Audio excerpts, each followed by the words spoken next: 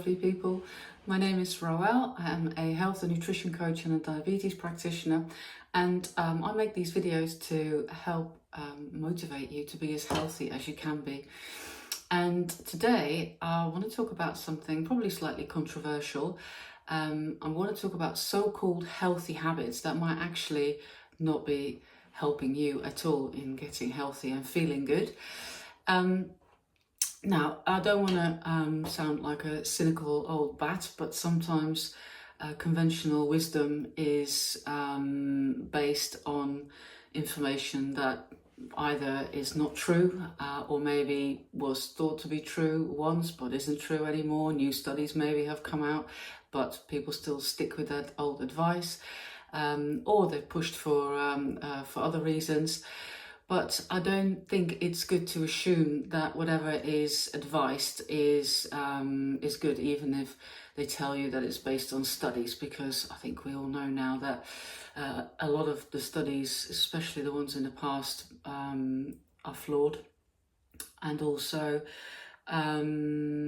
that for every study you show me, I can probably find a study that shows exactly the opposite, which makes it really tricky to decide whether something is true or helpful or not. But I think it's always good to try and do a bit of research and then just go with what you think on the basis of the information that you can get makes sense to you, and then see if it works for you. That, of course, is the biggest test. But what I wouldn't do personally is to just blindly follow these sort of common wisdoms and advice. You get advice everywhere, social media, public health advice. At the end of the day, try to do a little bit of research, look into it, and then make your mind up with the best information that you have.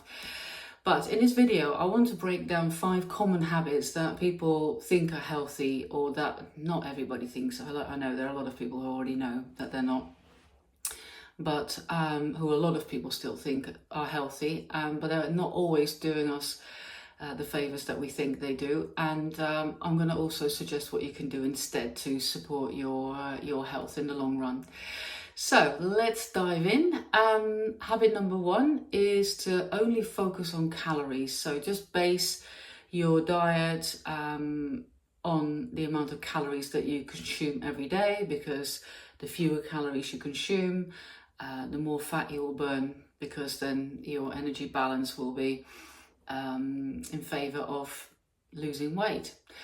Now, I'm not saying that calories don't matter at all. Obviously, if you consume 12,000 calories a day and you sit on your ass all day, then you will put on weight for sure. But obsessing over calories often can mean that we lose sight of something that's way more important than the amount of calories, and that's actually the nutritional quality of your diet, which is way more important, because that's going to determine how well your body works. It will determine whether your body produces the right hormones, and that will, in the long run, be way more important for how much weight you lose, or what your blood glucose levels are, how high your inflammation levels are. So I think it's way more important to focus on the quality of your food. If you would choose to go on a calorie deficit diet, say you decide that you're just going to eat 1,000 calories a day, but you're just going to eat crisps every day, and I'm going to eat 2,000 calories a day, so twice the amount, but I'm going to eat salmon and broccoli, I know who's going to be way better off after a couple of weeks. That'll be me, because I will be getting far superior quality of food. So instead, focus on what you're eating, and not just how much. Ask yourself, will this food nourish me? Rather than counting the calories. And I think also it can lead to a bit of an obsession to constantly count these calories. Choose whole, unprocessed, real foods that will keep you full and energized, and then automatically your hunger and satiety signals will be very good, and it's not likely that you're going to gain weight or overeat. Habit number 2 is choosing low-fat everything. I know that that's often the advice. If you want to be healthy, avoid fat. If you want to lose weight, avoid fat, because fat's got 9 calories per gram, and protein and carbohydrates only have 4 calories per gram. But we need fat, and healthy fats are actually essential for your hormone production, for your brain function, for your vitamin absorption, your cell integrity, and for keeping you feeling full as well. And these low-fat products, they often, well, they always will have less nutrition, and because, you know, they take out the good fats, and often the fats are replaced with other ingredients that are not good for you to make it taste good, to make up for the loss of flavour that you get when you take the fat out, and that's not a great trade-off. So I would always choose the full fat product, but obviously not the sweetened or flavoured versions, just a natural full fat product. And trust me, these fats are actually vital for your health, and they're really good for you. Fat doesn't clog up your arteries. That is an example of one of these flawed studies that a lot of health information is based on. I'm not gonna, this video is too short to go into the science of that, but that's not the way it works. It's a sort of not attractive, but sort of a plausible image that when you eat fat that it clogs up your arteries, but it doesn't. So don't be afraid of the fat, just choose the right kinds. Obviously natural, you know, I keep coming back to eating real food, natural food. So obviously I'm not talking about you eating processed fats like vegetable oils and trans fats and stuff like that, but just eat real fat from animals, extra virgin olive oil, fat in nuts, avocados, meat, nuts and seeds. Fatty fish, really, really a good source of these healthy fats. So don't be afraid of the fat. Don't avoid it.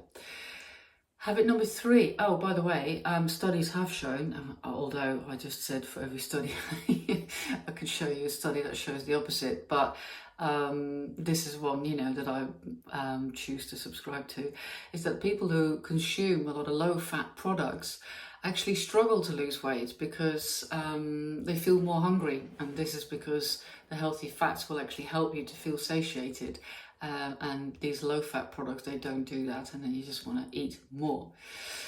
Habit number 3 is doing loads of cardio. You know, you go into the gym and you see people on the cross trainer and running on the running machine, and I'll be honest, I love cardio exercise myself. I like a bit of running. I do also like to go on the rowing machine, although there's a bit of a combination of strength and cardio, I suppose. But I like spinning classes. That's definitely cardio. Now, cardio is not bad for you. In fact, it's good for you, like any movement and exercise. It's good for your heart, it's good for your mood, it's good for your blood glucose management, for your overall health, for your immune system. But doing tons of cardio and nothing else, that is not the most effective strategy, especially if you're trying to lose weight or improve any metabolic health marker. And that is because too much cardio, when you put your body under too much stress, because basically when you're working out at that sort of 8 out of 10 level of cardio, your body's under a bit of stress. And that's okay for a short period of time, but not for if you do that all the time. And it can actually lead to muscle loss. It can lead to increased hunger, so then you're more likely to compensate these workouts with extra food. Can even lead to plateaus in your weight loss. Also, increase your production of cortisol, which is a stress hormone. And cortisol will promote fat storage around your abdomen, and it will also increase your blood glucose levels. So that's also not a good idea. So instead, mix it up. If you do like the cardio, and of course it's good to do some, then also mix it up with other types of workouts, like some resistance, some strength training 2-3 times a week. And also, you don't need to go to the gym to do that. I've said that before. You can do that in your daily life or do it at home in a home workout, but definitely mix up the cardio. And by building and maintaining muscle tissue with these strength workouts, you will be burning more calories when your body's at rest. Your metabolism will improve. It will help to control your blood glucose even better than just doing the cardio, because your muscle tissue takes a lot of glucose out of your blood. So the more muscle tissue you have, the more controlled your blood glucose levels are. And it will also support healthy aging. The more muscle tissue you have, the more healthy you will age. You feel more, and also it will make you feel good. It makes you feel stronger and more confident. Habit number 4 is swapping sugar for artificial sweetness. So I know it's a bit of a controversial stance, but cutting back on sugar obviously is not controversial. That's always a good idea. But if you replace it with artificial sweetness, then there are definitely some downfalls. It's not always the win that you might think that it is. Artificial sweetness can actually mess with your gut bacteria. And your gut bacteria are at the heart of your health. They will determine your mental health and all aspects of your physical health. So you don't really want to mess around with that, and that's what artificial sweeteners will do. They will also keep your sweet tooth alive, so it will not stop you from wanting sweet foods, whereas if you can wean yourself off the sweet taste, then you actually can reduce the cravings for it. And also, these artificial sweeteners, they can confuse your hunger and fullness cues. So it's that sort of hunger and satiation signaling that gets messed up by it as well. And while artificial sweeteners don't raise your blood glucose in the same way that sugar does, they can still be linked to increased cravings, overeating later on, and even in some cases, increased insulin production. So instead, try to reset your taste buds. Your taste can change, and gradually cut back on sweet tastes, and over time you will find that you get used to that and you actually don't even like it that sweet anymore. Use natural options like cinnamon, for example, which by the way is also really good for blood glucose management and controlling cravings. But cinnamon has a sweet type of quality to it. So, try to reduce the sugar, add some cinnamon, and maybe go for small amounts. If you need some, maybe a bit of honey, then at least you get the nutritional benefits from the honey. The fruit, then you get the nutritional benefits from the fruit, but not constantly.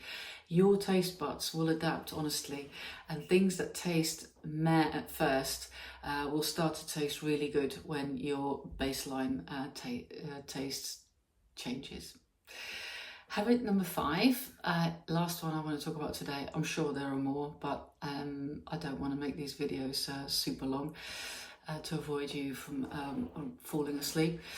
Avoiding the sun completely. The sun can be so vilified. People just, scared to go out without factor 50 sun cream and no exposure because it damages your skin and you can get skin cancer. Now, obviously, it's not good to let your skin burn, but completely avoiding the sun altogether, that can actually do more harm than good. We need sunshine. And even wearing sunglasses can not be a good idea all the time, because there are receptors in your eyes that actually detect the rays, and it will set in motion activities in your body. It's all to do with hormone production, and to completely shield your eyes of the sun is not a good idea. Now, sunlight helps your body to produce vitamin D, and that is really important for your bone health, for your immunity, for your mental health, and also your metabolic functioning. And a lot of people in the UK are actually deficient in vitamin D, either because they don't go out enough, or when they do go out, they put sun cream on straight away. So when in the summer months between April and November, you will take in and you will store vitamin D. Well, no, you're not taking it in, you're producing it from the sun, and then you store it, and that's what you use during the winter months. But because a lot of people don't store enough in the summer months, they then become deficient in the winter months. So instead, get some sensible sun exposure, 10 to 15 minutes on your face, arms, legs, a few times a week. daily if you can. And of course the 10 to 15 minutes is all depending on your skin type, to help to top up your vitamin D. And yeah, of course, you know, protect yourself if you're out for longer. Like I said, you don't want to burn yourself, but don't be afraid of the sun altogether. And in the winter, you might consider taking a vitamin D supplement, especially if you're indoors a lot. So there you go, 5 healthy habits that might not be as helping as you thought. Did any of them surprise you? Let me know. But number 1 was to focusing only on calories. Number 2 is if you choose low fat. Number 3, doing loads of cardio exercise. Number 4, if you rely on artificial sweetness. And number 5 was to avoid the sun. So if you are doing any of these things, maybe review it and see what you think. The key message is do a bit of research, don't just blindly follow. Health is about you finding your way, quality decisions over just following somebody else's rules. And it's not about restriction or fear, it's just about understanding how your body works and supporting it with the right habits. And if any of these, if you recognise them and you've been doing them, then don't worry. I mean, you haven't done undoable damage. We all tried things that we thought were good, and if you later find out that they're not, then the trick is just to learn, adjust and move forward. If you found this helpful, then please give me the thumbs up and maybe even subscribe to my channel. And if you're new here, then welcome. I'm really excited with any new people joining, and I'm also really excited with people returning to watch these videos. I really enjoy doing them and I love all your comments. So thank you so much for watching. Now, don't forget to set yourself one little action this week to improve your health. I really think that this is the key to success in the long run, is to once a week set yourself one little action that you will do this week, and don't make it difficult, something that you will definitely do, so you definitely create a consistency, and that's how you get success. It could be something to do with your sleep, it could be something to do with your physical activity or your diet or your stress management, but just pick one thing that you think that you can do now that makes a difference, and then see how it goes this week, review it next week, and maybe you can do it for another week and it becomes a habit, or maybe next week you want to do something else. But this way you always have a little action on the go, and that puts you in action mode, and that has a ripple effect on the rest of your behavior, and it makes you make better decisions around that one thing that you're doing as well. So that's super beneficial.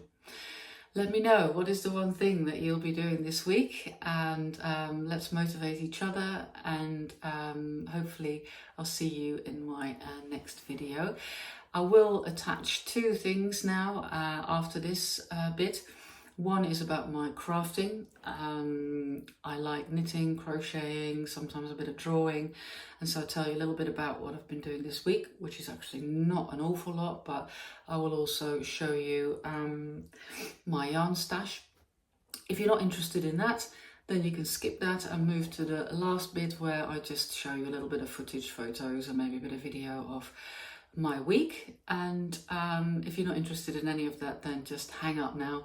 Thank you so much for watching, and see you next week. Love you lots. Bye.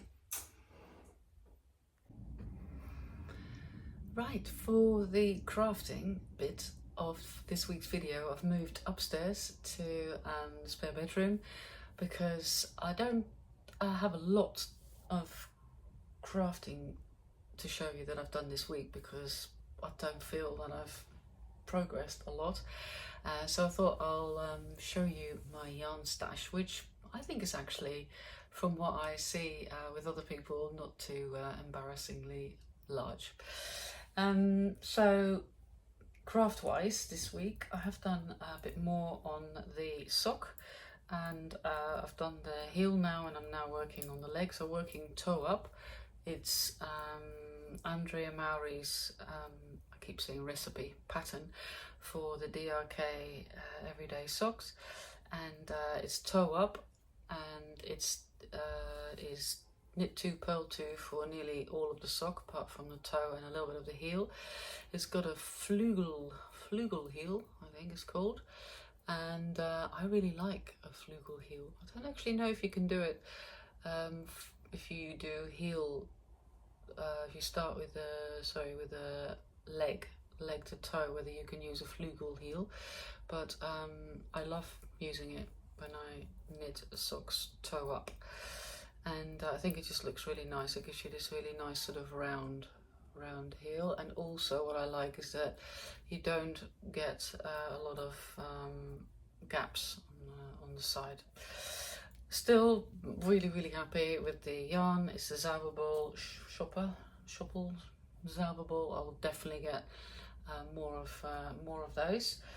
I have a good friend visiting this week from Holland, and planning to do some yarn stores, of course, while she's here. And yeah, if I see a Zauberball somewhere, I'll definitely get another one.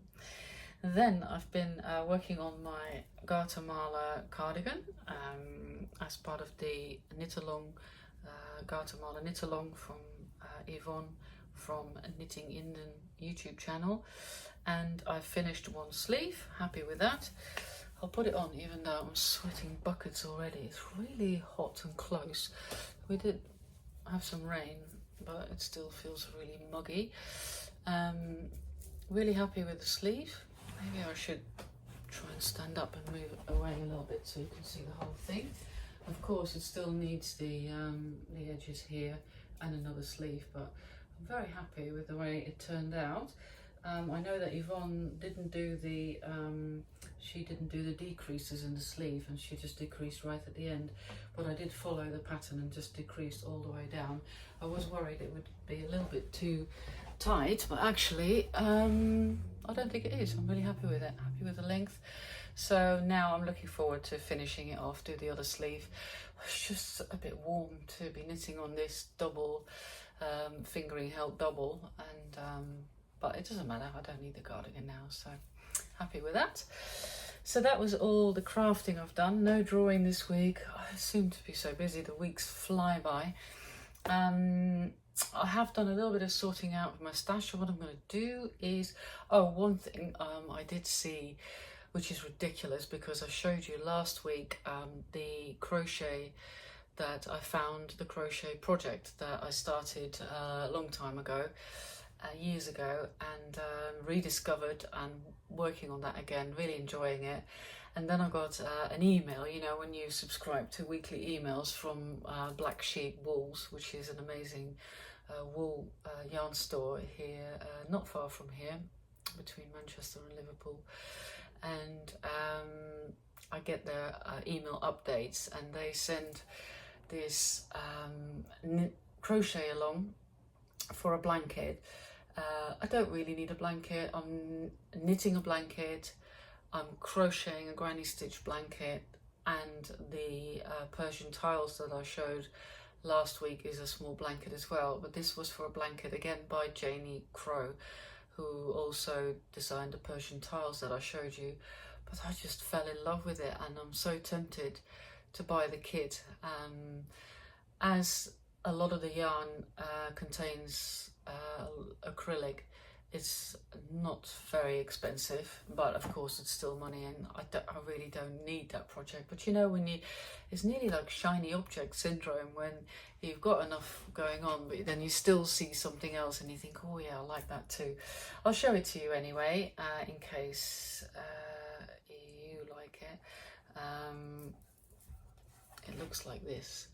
So it's crochet, and it's got these sort of lovely flowers on. Love is Enough, I think it's called, and it's that beautiful dog egg blue in the background, and then all these fantastic flowers, and I think it just looks so gorgeous. And I think it is inspired by old style crafting, and it's all explained on the description. But I think if you go to Black Sheep Wool's website, you will find it, and then I'm sure you can buy that yarn elsewhere as well. I think they've used some Scheepjes yarn, but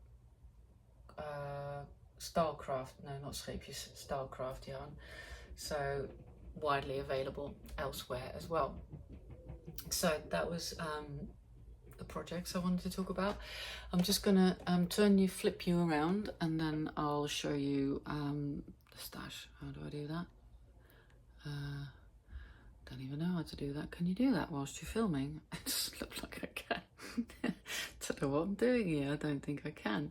I might have to just point, and then hopefully you can see it. Oh gosh.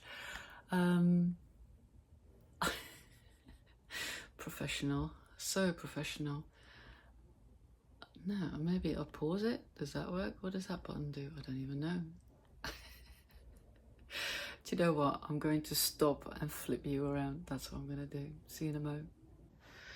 Right, you've been flipped. We're on the move.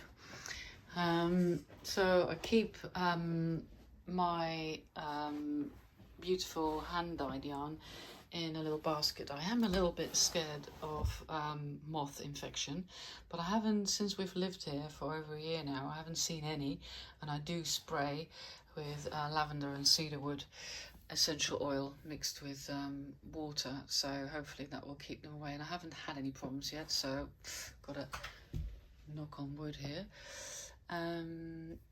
So these are yarns that I have shown in previous videos. These are the hand-dyed set that I bought in Stephen and Penelope in Amsterdam, and I might do a Vertices United with that, but I also saw another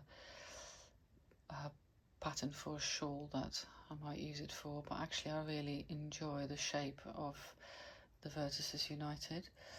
Then just some loose skeins that I bought at various yarn fairs. This one is Ducky Darlings that I bought in Buxton, and this one I bought in Holland, that is in Breda at the Knit 2 Pearl 2. It's from Witzomer. What's the colour? Campfire. Oh yeah, so I'm probably going to use that for socks. And this one I got from Wool Hobby, also in Breda. Has a beautiful green. So these are all sock yarns, merino. And then this is the brown yarn that I bought in the Manchester yarn store in Stockport, which will probably go this week. Go and explore. It's Kenixa. And it's a beautiful brown, and I'm probably going to use it to make a lento sweater. And then it's just got a few little bits in there that I might have got from swaps, and I might use them to put in my granny stitch blanket, which is on top of the cupboard here. I just stored it away from now, but that's where I use all the little bits in. So let's just put this back. Then my other yarns are in this cupboard, and on the top are the non-fingering. I think a lot of the yarns I have are fingering weight because I tend to use them the most. This is Drop Snow. I used it to make a jumper for one of my friend's 60th, and these I bought in a charity shop. They are thinner than fingering, so they're probably lace weight, and they were probably used more in a textile factory, I think, and I have used them to crochet little bits and bobs. That's quite fine. And this is really bulky, big softy. I've used that to make like a wrap, and I think I made a hat present. This Drops Air I've used to make a Felix jumper, really nice, soft, fluffy. This is, oh yeah, the soft tweed. I bought a few of these soft tweed drops to make, I think it was called a swan show or something like that. It's a mix between a jumper and a poncho, but I changed my mind because I saw somebody talking about it who said it's actually not that handy because you can't ever put a coat over the top because you've got these sort of bat wings, and I've sort of went off it a little bit, and I've been using the white colour to make a summer top, and then so I've still got a greeny avocado-y type colour, and I think a bit of a mustard one as well. Let's see if I can find it. Yeah, oh, just dropping it all. It's actually, yeah, comes out a bit bright. Yeah, that's the true colour. A bit brighter than mustard probably. Then here I have some fingering and some other stuff. This one I just picked up because I like the look of it, but I don't really know what to make with it. It's a Serda surely, but it's sort of a funny weight. It's lighter than fingering, and so I need to find a pattern that goes with it. Probably, I reckon, a small shawl maybe. Yeah, I've just never used it. Then this Rico Essential is, oh, where's the fine Essentials. I use this as the base colour for the granny stitch blanket. And so I've got a few of those. Then these four, I bought once to do a Vertices United, but then I changed my mind about the collars.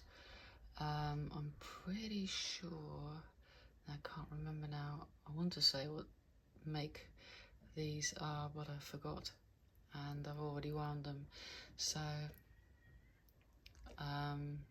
yeah, it's not coming back to me, but it's good quality. And I've got these four colours: a red, a grey, a dark grey, a light grey, and a black.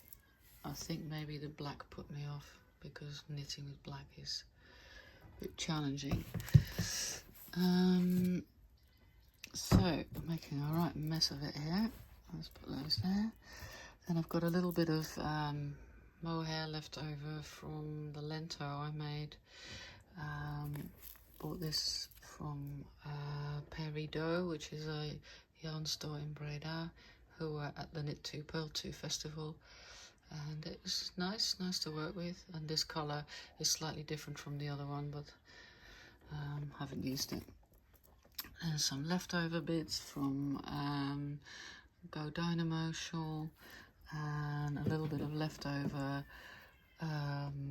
Drops Bell, which is a bit of a summer yarn. It's a linen blend.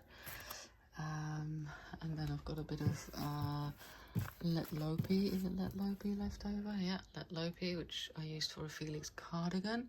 I might do another Felix cardigan because the one I made is a bit big. It's sort of okay for around the house, but I want to make a smaller one. Then here I have a lot of sock yarn, and also yarn that I'll use into the granny stitch blanket. So I've got a bit of a shiny Christmas one. All the makes have escaped me now. It's a very famous make.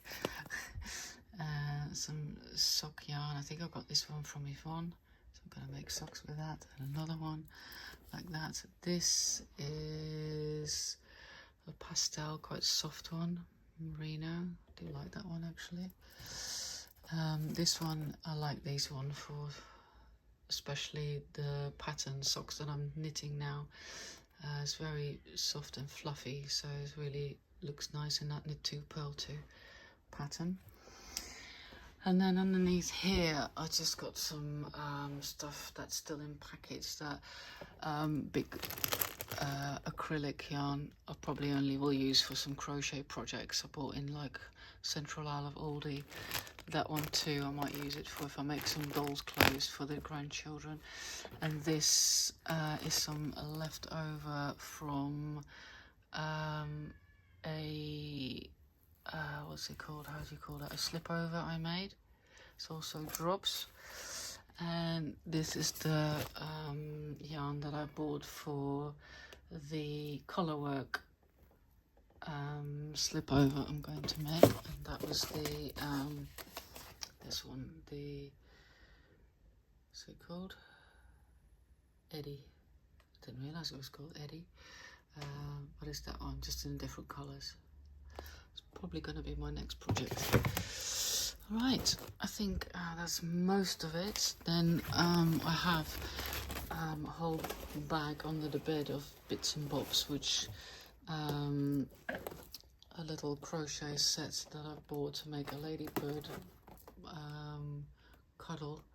I bought in a charity shop for very little money. And then I